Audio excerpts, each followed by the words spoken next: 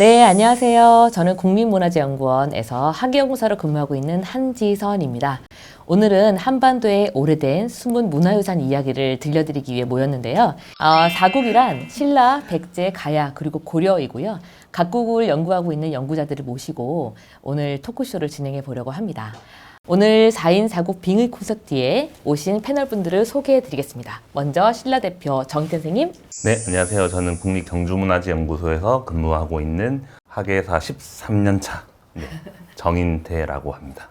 저는 국립부여문화재연구소에서 백제 왕궁 과제를 담당하고 있는 6년차 학예사 김대영입니다. 저는 김대영 선생님과 동일하게 6년 차입니다. 그리고 국립가야문화재연구소에서 문화재 보존 처리 및 분석을 담당하고 있는 한우림학예연구사입니다. 네, 안녕하세요. 저는 국립서울문화재연구소에서 고려시대 문화유적 학술조사 연구를 진행하고 있는 경력 12년 차 문옥현입니다. 그러면 첫 번째 순서로 각국이 가장 대표적으로 가지고 있는 유적들 는 어떤 곳이 있는지 좀 소개를 먼저 부탁드려 보겠습니다. 백제는 수도를 3번을 옮기거든요. 그래가지고 그 수도마다 각기 중요한 문화유산들이 많이 남아 있습니다.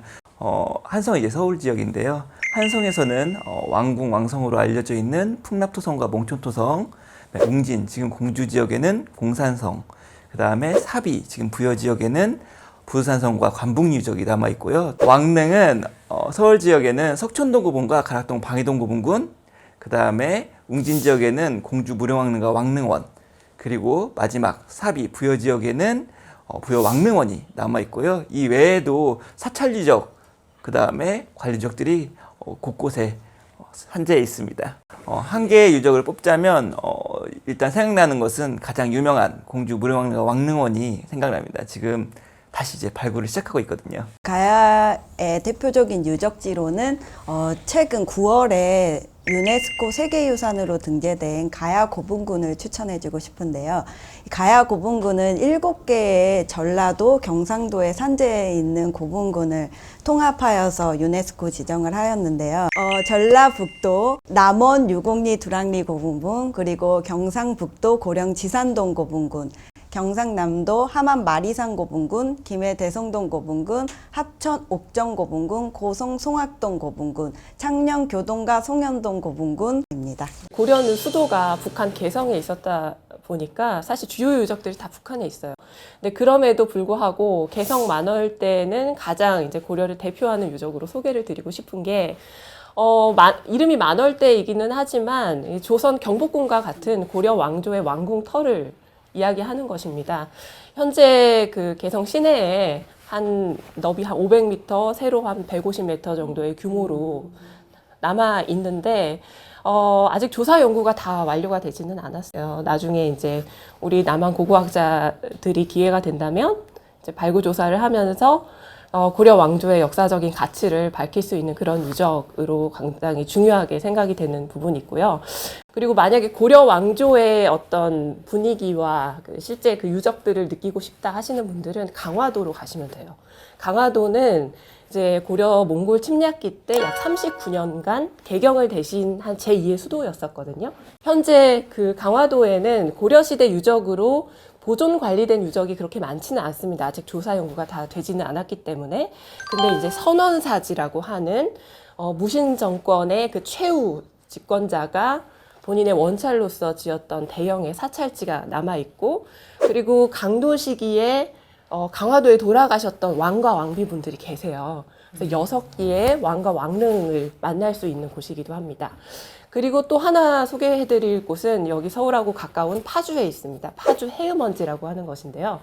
이 원이라고 하는 거는 원래 교통로상에 설치되어 있는 일종의 숙박시설이라고 해요. 그래서 개경에서 서울로 가는 그 교통로상에 파주 해음원이 위치해 있는데, 왕이 개경에서 나와서 이제 서울이나 어디 행차를 하게 될 때를 염두에 두고서 행궁도 같이 만들었고, 그리고 그 안에는 사원도 같이 있었거든요. 일종의 이제 복합 공간이라고 할 수 있는 곳인데, 현재는 그 건물지 자체가 다 복원이 돼가지고 우리가 직접적으로 그 모습을 보기는 어렵지만 약간의 상상력을 더해서 그 당시의 모습을 이제 추정을 하면서 볼 수 있는 재미가 있는 곳이라고 생각이 듭니다. 신라는 그 1000년 동안 경주에 다양한 수도를 가졌기 때문에 한 반경 4km 이내에 이제 주요한 유적지들 다 이렇게 몰려 있습니다. 그 왕이 살았던 월성, 그리고 태자가 기거했던 동궁과 월지, 그리고 동양 최대 사찰로 전해지는 황룡사지, 마지막으로 그 신라의 왕과 귀족들이 묻혀 있는 대릉원 일원, 네, 이렇게 네 곳을 가장 대표적인 유적지로 뽑을 수 있습니다. 각국의 대표적인 유적지를 좀 들어봤는데요. 각 국을 대표하는 발굴 조사를 이제 하고 계신 것 중에서 주요한 발굴 성과 그리고 뭐 이런 것들 소개를 좀 해주시겠어요? 저희 연구소가 발굴한 창녕, 교동과 송현동 고분군이 아닐까 싶습니다. 특히 62호분은 도굴되지 않는 최초의 고분으로 확인되었는데요. 거기에서는 금동관, 은제 허리띠 등의 약 480여 점의 유물이 출토되어서 아주 굉장히 의미가 깊습니다. 두 번째로는 아라가야의 지배층 묘역인 하맛 마리산 고분군을 들 수 있겠는데요. 지금 저희 연구소에서는 마리산 8호분의 말갑옷, 사랑갑옷을 지금 보존 처리하고 분석하고 있어서 가야 중장기병 복원 연구를 함께 진행하고 있기 때문에 이런 역할이 더불어 가지고는 세계문화유산까지 지정되는데 큰 역할을 했을 것으로 생각됩니다. 아마 저희 문화재연구원에서 거의 유일하게 고려시대 유적을 조사하고 있는 연구소가 이제 국립서울문화재연구소라고 생각이 듭니다. 처음 이제 발굴 조사를 했던 게 이제 강화중성이었어요. 강화중성이라는 거는 사실 우리는 익숙치는 않은데 한양도성이라고 생각을 하시면 됩니다. 개경에서 강화도로 천도를 한 다음에 이제 수도 주변을 이제 수비를 잘 해야 되니까 대규모의 이제 성곽을 구축을 하게 된 거죠. 현재 이 성곽은 강화읍 일대를 돌면서 약 11km 이상 대규모로 남아있는 성곽이에요. 그래서 이 성곽의 조사를 통해서 강도, 고려시대의 수도가 어떤 형태로 구성이 되어 있고 어떤 구조이며 또 어떤 경관을 지녔을지를 이제 조사 연구하는데 열심히 이제 수행을 하였습니다. 그리고 이 강화중성이 토성으로 이루어져 있어요. 근데 토성은 사실 삼국시대 때부터 조성이 이루어지기는 했지만 고려시대가 되면 10km 이상 대규모의 도성으로 발전을 하거든요. 그래서 이 토성이 애초에 어떤 형태로 조성이 되었고 어떤 기술이 적용이 되었는지를 이제 연구를 통해서 저희가 확인할 수 있었던 것입니다. 그리고 최근에는 만이산 주변에 있는 묘지사지라는 사찰을 발굴 조사를 하고 있습니다. 만이산하고 강화도하고 무슨 상관이지 이렇게 생각이 들 수도 있지만 국난을 물리치기 위해서, 국난을 극복하기 위해서 만이산에 불교와 도교와 관련한 이런 신앙들이 많이 펼쳐졌던 곳이었었나 봐요. 특히 여기서 강화 묘지사지라고 하는 것은 고려시대 때 원종이 참성단에 직접 제사를 지내러 왔는데 참성단 오르기 전에 기거했던 사찰로 기록이 되어 있거든요. 근데 이 사찰에서는 저희가 조사를 해보니까 일반적인 형태의 사찰은 아니고 이를테면 건물지가 2층으로 이루어져 있다든지 그리고 방 전체에 이제 온돌시설이 깔려 있다든지 이런 건축 형태를 확인할 수가 있어서 이런 사례는 사실 13세기 때의 건축 유구에서는 지금까지 확인이 되지 않았던 그런 형태이기 때문에 그 당시에 주요한 건축 문화와 불교 문화를 이제 확인할 수 있는 주요 단서로 작용을 하고 있습니다. 저희 경주문화재연구소는 이제 앞서 말씀드렸던 주요 유적지 네 곳에 대한 장기적인 발굴 조사와 연구를 진행을 하고 있습니다. 아까 얘기 드렸던 이제 신라의 왕과 귀족이 묻혀있던 그 대릉원 일원에 내에서도 이제 쪽샘 44호분이라는 그런 무덤을 10년 동안 자그마치 한 무덤을 10년 동안 발굴했고 그래서 이제 거기 나왔던 다양한 발굴 조사 성과, 연구 성과를 통해서 저희가 5세기 후반 정도에 그 아마 신라의 왕족 중에도 공주, 어린 공주의 무덤이었을 것으로 그렇게 추정을 하고 있고 그렇게 좀 국민들께도 공개를 드렸는데요. 많은 호응과 그 관심을 받은 적이 있습니다. 부여문화재연구소에서는 굉장히 많은 발굴조사를 하고 있습니다. 공주 무령왕릉과 왕릉원, 그다음에 부여 왕릉원에서도 일제강점기 이미 한번 조사됐지만 새롭게 정밀 조사를 하면서 장제와 묘제 같은 것도 새롭게 밝혀내고 있고요. 백제시대 당시 남았던 봉분도 그대로 남아있거든요. 그동안 알려지지 않았던 부산성에서는 이제 대형의 아적기당 건물이 현재 지금 4동째 나오고 있습니다. 그리고 관북 유적에서도 남북 방향으로 긴 장축을 가진 건물이 계속 확인되고 있어가지고요. 아마 백제 왕궁을 찾는 실마리들이 천천히 풀려가고 있지 않을까라는 지금 기대를 하고 있습니다. 현재 그 산책로나 걸어가시다 보면 이렇게 바로 코앞에서 바로 이렇게 딱 보자마자 코앞에서 볼 수 있습니다. 예. 정말 이제 눈앞에서 이제 백제 시대 그 사람들이 살았던 모습들을 바로바로 확인할 수 있는 그런 현장입니다. 이번에는 각자가 발굴을 하시면서 혹은 발굴하는 동안에 겪으셨던 혹은 알고 계시는 에피소드들 하나씩 재미있게 좀 나눠보는 시간을 좀 가져봤으면 좋겠는데요. 문옥균 선생님, 발굴하시면서 어떤 에피소드 좀 재밌었던 것 있으셨을까요? 제가 이제 강화도에 가서 강화 중성 아까 말씀드렸던 성곽 현황 조사를 진행을 하고 있었어요. 근데 그때 저 포함해서 이제 조사원 3명이 열심히 이렇게 딱 갔죠.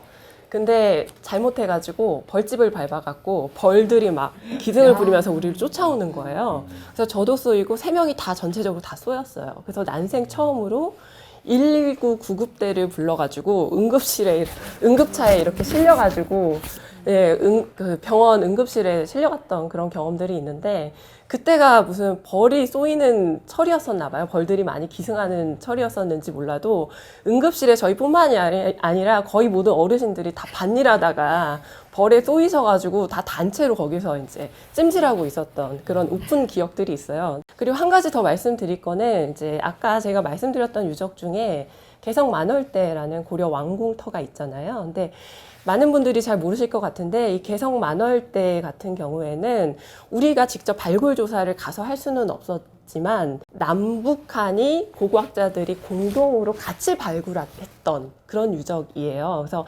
2005년도에 개성 시내에 있는 고려 시대 유적을 유네스코 등재를 해야겠다라는 이제 기회가 마련이 되었는데 그때 같이 이제 서로 협력을 해서 발굴 조사를 하자라는 분위기가 연출이 됐고 그때부터 몇 차례 이제 남북 공동 발굴 조사가 이루어졌던 거죠. 그래서 현재는 남과 북이 완전히 갈라져 있는 상태이긴 하지만 고려라는 역사를 같이 공유했던 이제 동일한 민족이잖아요. 그래서 같이 협력하면서 같이 조사를 했다는데 굉장히 큰 의미가 있는 유적이고 이런 선례가 있기 때문에 이제 향후에 분위기가 또 조성이 되고 하면 북한에 있는 이제 여러 유적들도 조사를 같이 해볼 수 있는 기회가 있지 않을까 이렇게 기대를 해볼 수 있는 그런 사례라고 생각이 듭니다. 저는 그 쪽셈 44호 아까 신라 공주묘의 발굴 이제는 거의 종료되는 시점인데 여기 발굴 조사를 저희는 이제 건물 안에서 합니다. 저희는 이제 사시사철, 눈이 오나 비가 오나 언제든 이제 조사를 할 수 있고 좀 더 저거 한 거는 이제 일반인들이 항상 관람을 하십니다. 그래서 저희가 발굴하고 이제 연구하는 것을 항상 위에서 이렇게 쳐다보시기 때문에 이렇게 FM대로 해야 됩니다. 농땡이를 못 부립니다. 어디 좀 쉬고 싶어도 쉴 수가 없는. 표정 관리도 하셔야 돼요. 네, 맞습니다. 그래서 정말 열심히 하는 척, 이렇게 조사를 해야. 척, 그래서 이제 그런 부분에 처음에 되게 저도 적응이 안 됐거든요. 이제 지금까지 해왔던 그런 조사가 아니었기 때문에. 근데 실제로 이제 이런 발굴관에서 많은 사람들과 함께하는 조사를 하다 보니까 되게 발굴이 어려운 부분이잖아요. 잘 접해 보이기 어렵고, 근데 일반인분들이 이제 항상 평상시에 조사하는 장면을 직접 보실 수 있고 또 어떤 것들이 나오는지 바로 확인을 하실 수 있기 때문에 그런 것들이 이제 얘기를 들어보면 정말 이해가 잘 된다. 발굴이란 이런 거구나. 고고학이란 이런 거구나 하고 이렇게 많은 호응을 보내주시고 실제로도 많은 분들이 지금도 찾아오고 계시기 때문에 그런 부분이 참 지금 제가 하고 있는 발굴에서 매력적인 부분인 것 같습니다. 발굴 조사하고 에피소드 하면 가장 유명한 게 아마 지금 공주 무령왕과 왕릉원 구 송산리 고분군 발굴 조사 에피소드일 겁니다. 뭐 여러 긍정적인 면과 부정적인 면이 많았는데 어쨌든 무령왕릉 발굴 조사는 예전 일제강점기에 이미 한번 조사가 됐거든요. 되면서 현재 무령왕릉의 앞에 있는 6호분을 왕릉으로 알고 있어가지고 그 뒤에 있는 현재 무령왕릉을 이제 현무릉이라고 해서 조사하지 않았어요. 그때 만약에 이걸 현무릉이라고 생각하지 않았다면 아마 이미 일제강점기에 다 조사가 됐을 겁니다. 근데 그때 다행히 가르베지온이 조사를 하면서 그 현문으로 이제 인식을 하는 바람에 다행히 그 남아 있다가 1971년에 이제 비가 엄청 많이 옵니다. 그래서 이 그 6호분을 지키기 위해 뒤에 배수로 공사를 하다가 무령왕릉의 입구가 나오거든요. 이렇게 해서 이제 조사가 진행되는데 송산이宫 꽤나 이런 비나 물과 관련이 많은 것 같아요. 그래서 저희가 2019년에 송산이궁에 대한 발굴조사를 다시 이제 시작하면서 그 무령왕릉 바로 남쪽에 일단 시굴유서부터 시작했거든요. 근데 시굴유서를 하려고 트렌치를 딱 넣는 순간 거기에 있는 그 수도관이 탁 건드려진 거예요. 그래서 물이 정말 한여름이었는데 분수처럼 이렇게 쫙 퍼져가지고 그 덕분인지 모르겠지만 그 옆에서 이제 29호분에 대한 재발굴 조사에서도 굉장히 좋은 성과가 많이 있었고 현재는 1호분에서 4호분 공개되지 않았던 무덤에 대한 조사도 새롭게 시작하고 있거든요. 많은 기대 부탁드립니다. 창녕 교동과 송현동 고분군인데요. 아까 말씀드렸다시피 62호분은 도굴되지 않은 상태로 발견되었지만 그 외의 고분들은 모두 도굴이 되었는데요. 특히 39호분에서는 고무 다라이와 빵봉지가 나왔습니다. 이거를 통해서 이제 도굴범들이 도굴을 하면서 빵까지 먹은 거예요. 그러니까는 참 진짜 못된 짓을 많이 하셨구나 생각을 많이 했고요.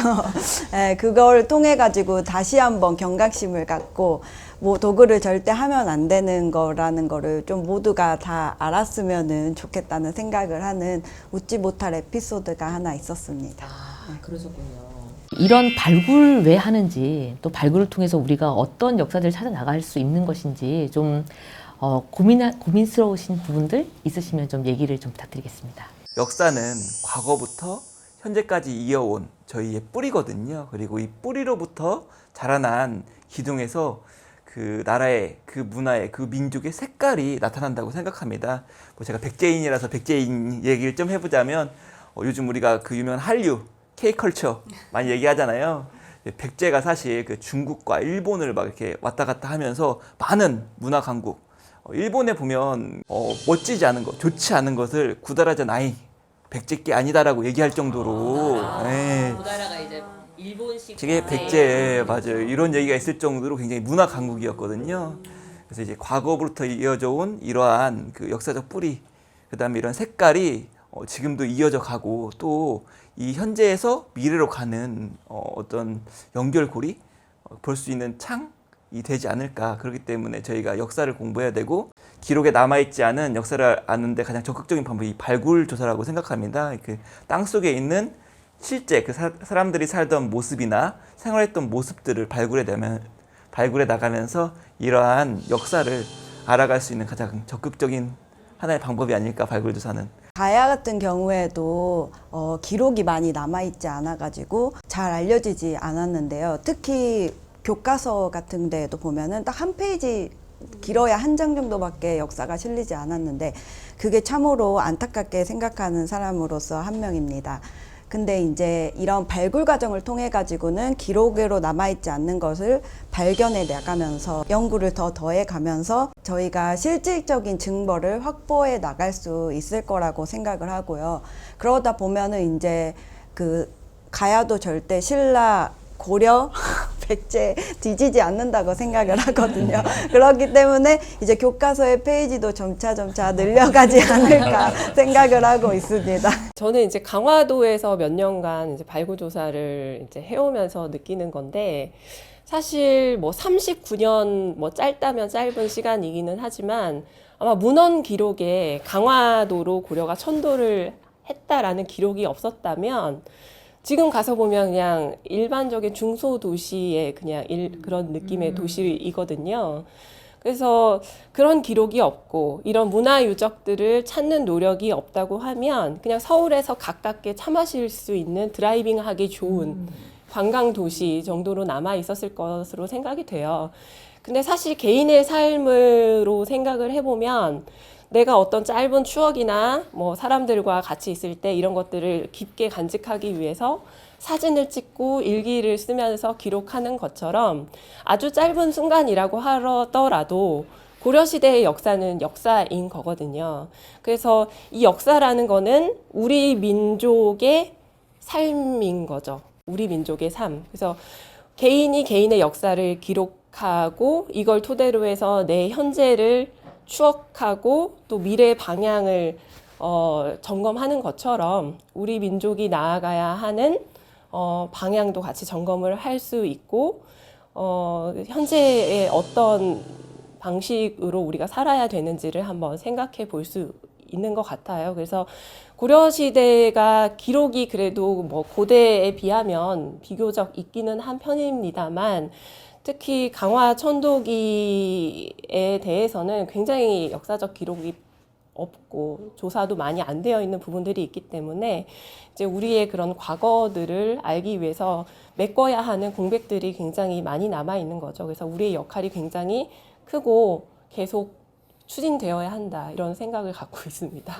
네, 저는 조금 좀 다른 측면으로 말씀 좀 드리고 싶은데, 사실은 저희는 이제 이쪽 업계 일을 하다 보니까 우리 역사를 밝히고 발굴하고 보존하고, 네, 이게 당연한 일이라고 생각을 하는데, 근데 실제 이제 그 사시는 분들께는 좀 피해를 줄 수 있는, 네, 그런 부분이 굉장히 많다고 생각합니다.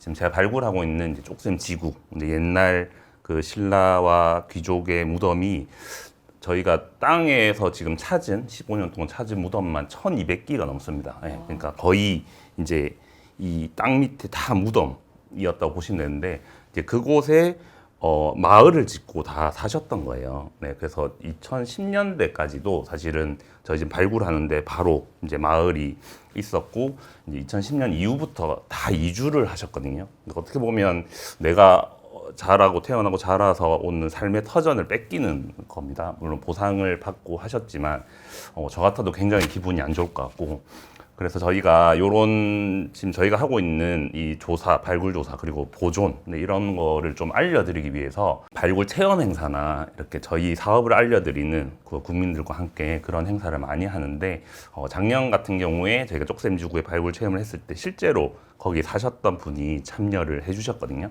그래서 발굴을 유적지를 보면서 저기 내가 살았던 내 집이라고, 네, 이렇게 얘기도 해주시고, 그래서 실제로 그런 이제 저희가 행사를 통해서 그분들이 오셨을 때, 이게 우리 집들로 인해서 무덤이 이렇게 파괴되는구나, 이제 그런 과정들을 훨씬 더 잘 이해를 하시고, 네, 그런 부분에서 공감을 많이 해주기 때문에 좀 많이 알려야겠다 이런 생각을 많이 했습니다. 그러니까 우리만의 어떤 조사 보존이 아니고 왜 하는지, 그리고 이거를 통해서 이제 어떤 가치가 있는지 이런 거를 좀 많이 알려드려야겠다, 그런 생각을 많이 하게 됐습니다. 네, 맞습니다. 그런 말이 있어요. 지금 살기 좋은 땅이 예전에 또 살기 좋았다. 그래서 많은 이제 문화층들이 중층적으로 이루어져 있어서 사실은 내가 살고 있는 이 땅도 사실은 그 밑에 보면 많은 문화층이 좀 존재합니다. 그래서 이것이 어떻게 공존할 것인가는 사실은 끊임없는 고민과 이제 성찰과 그 노력이 필요한 부분이라고 생각을 해요. 그래서 그런 부분들이 저희 국립문화재연구원에서 연구뿐만 아니라 보존을 위해서 노력해야 되는 어떤 목표, 당위성이 좀 돼야 되지 않을까. 그럼 이제까지 한반도의 오래된 숨은 문화유산 이야기 4인 4국 토크쇼 1부 순서를 마치고요. 2부 순서에 다시 찾아뵙겠습니다. 시청해주신 여러분 감사합니다.